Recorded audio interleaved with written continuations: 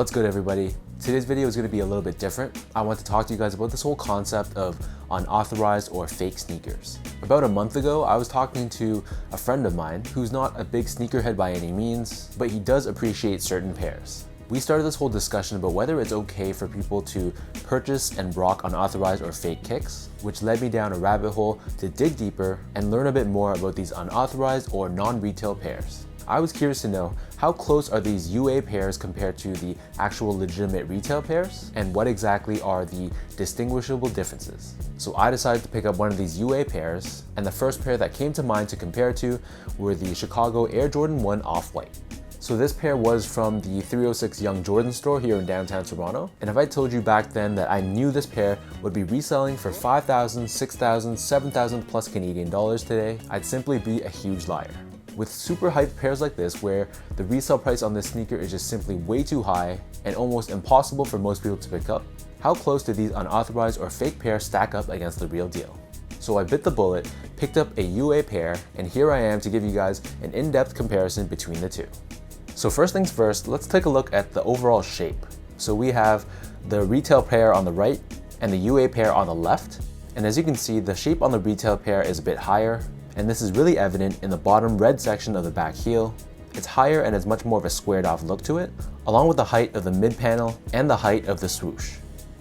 So aside from the obvious yellowing on the retail pair on the left, there weren't really too many differences between the two.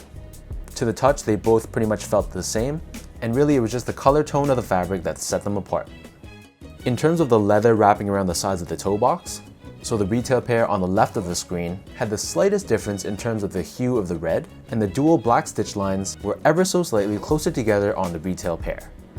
Aside from that though, the quality of the leather felt pretty identical, to be honest, and the size or cut of the leather was more or less the same. Next up, looking at the flap on the bottom eyelets, so first off on the retail pair, the actual leather used, this is not obvious in the picture, but to the touch the leather was thinner, and those perforations which circle the edge of the flap, they seemed a bit finer and closer together, and this is compared to the UA pair, where there was some fraying on the edges of the leather which indicate the cut wasn't as clean as it could have been. The leather was also thicker compared to the retail pair, and the perforations rounding out the edges seemed bigger, a bit sloppier, and more pronounced than the retail pair. Moving on to the swoosh, so for the retail pair, so the black swoosh here was a little bit smoother, and to the touch it definitely felt thinner and a bit softer. Compare this to the UA pair, the leather here was thicker, the swoosh definitely looked fatter, and if you look at the texture of the swoosh was a little bit more pronounced, and of course, as I mentioned earlier in this video, the placement of the swoosh on the UA pair was much lower as well. As for the material on the mid panel of the shoe, if you compare the two very closely, you'll see that the texture of the mesh is a little bit different. But aside from that, the major difference between the two, of course, was the discoloration on the retail pair. You'll also notice right above the swoosh, there's that diagonal piece of foam which protrudes out of the beige colored suede panel. And on the retail pair, this protrudes out much more cleanly. You can really see it showing through. But then on the UA pair, it's kind of hidden behind that beige suede. And then on the edge of the swoosh, the major difference I see here is the width of the blue stitching is much thinner on the retail pair compared to the UA pair, where you can see it takes up a larger percentage of the width of that orange tab.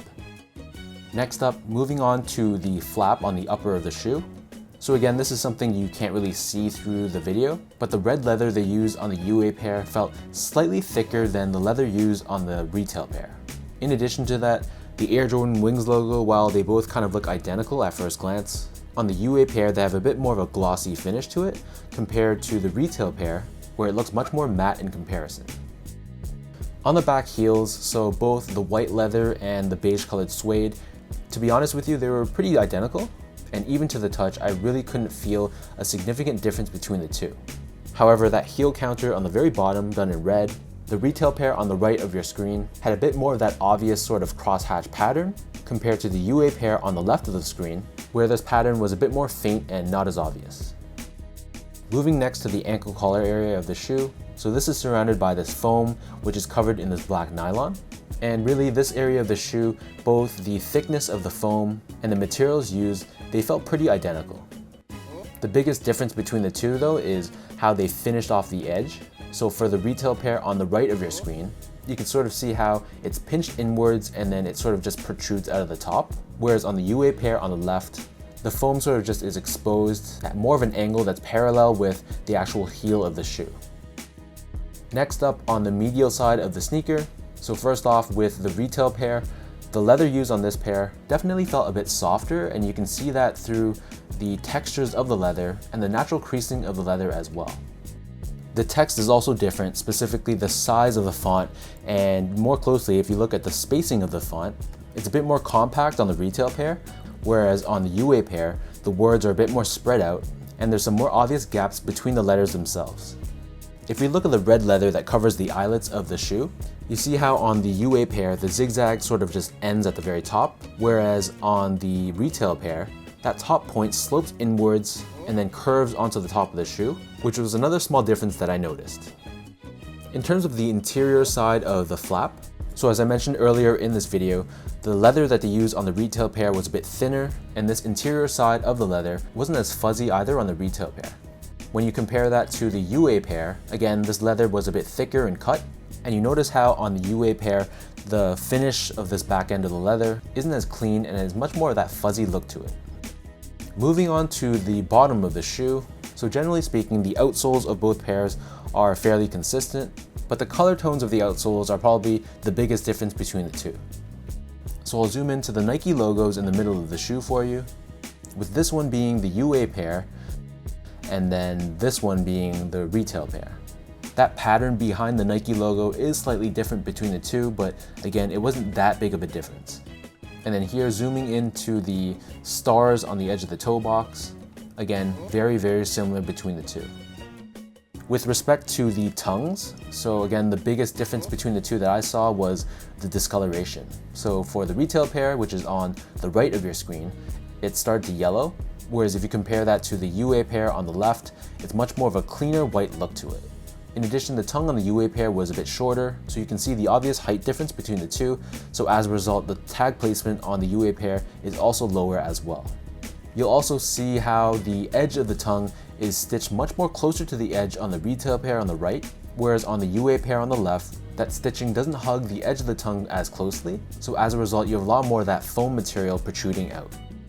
This is more obvious when you look at the top, so on the UA pair on the left, the exposed foam is much thicker, and then you look at the retail pair on the right, it's much more thin, much more neat, and this might be the biggest difference between the two that I could obviously see.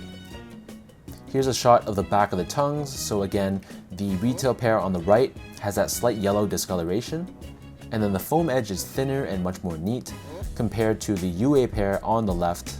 We just have that foam sort of exploding out, which is an obvious big difference.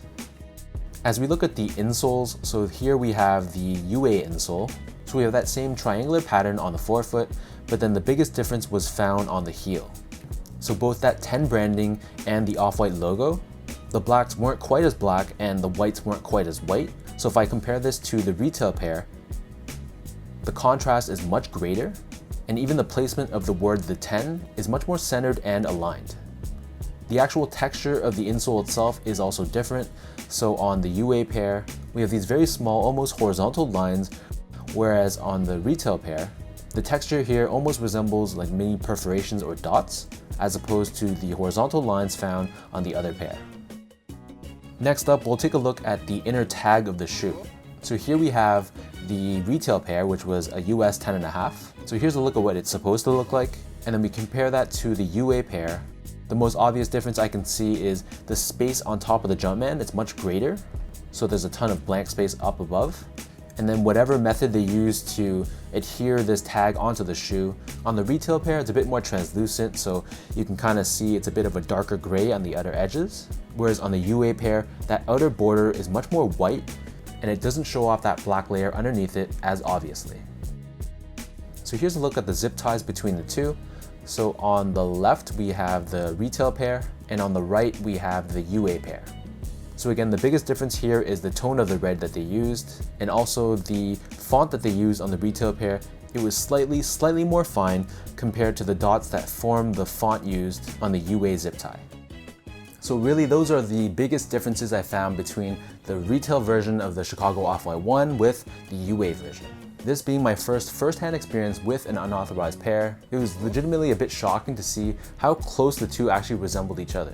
Of course, there are some obvious differences which thankfully still exist, especially for those of us who do own a pair of the retail versions. With that said though, again, I'm not here to judge. I personally don't own unauthorized pairs and I'm not here to promote them. But just as a human being, I can understand why if someone doesn't have the financial means to shelf out $5,000 or $6,000 and they just really love the design of the Chicago Off-White ones or any shoe for that matter, why they might consider buying a UA pair instead of shelving out the dollars for the real deal. You guys do you, I'll do me, and we'll all live happily ever after. So with that said, hopefully this video gave you some additional insight into the differences between legitimate retail pairs and unauthorized pairs. For those of you guys who are interested, I'll add the link to where I purchased this UA pair from. So let me know in the comment section down below, what's your stance on buying and rocking unauthorized pairs? Whether or not you personally support it or not, is there ever a case where it's justified that someone else who doesn't have the financial means to rock a pair of super hyped and expensive shoes goes through the UA route instead? If you like this video, be sure to like, comment, and subscribe. Give me a follow on Instagram at esco8, check out my Twitter at sean.go, and visit my website at seango.ca. So until next time, thank you guys so much for tuning in. Hopefully you guys enjoyed this video, and I'll catch you guys in the next one.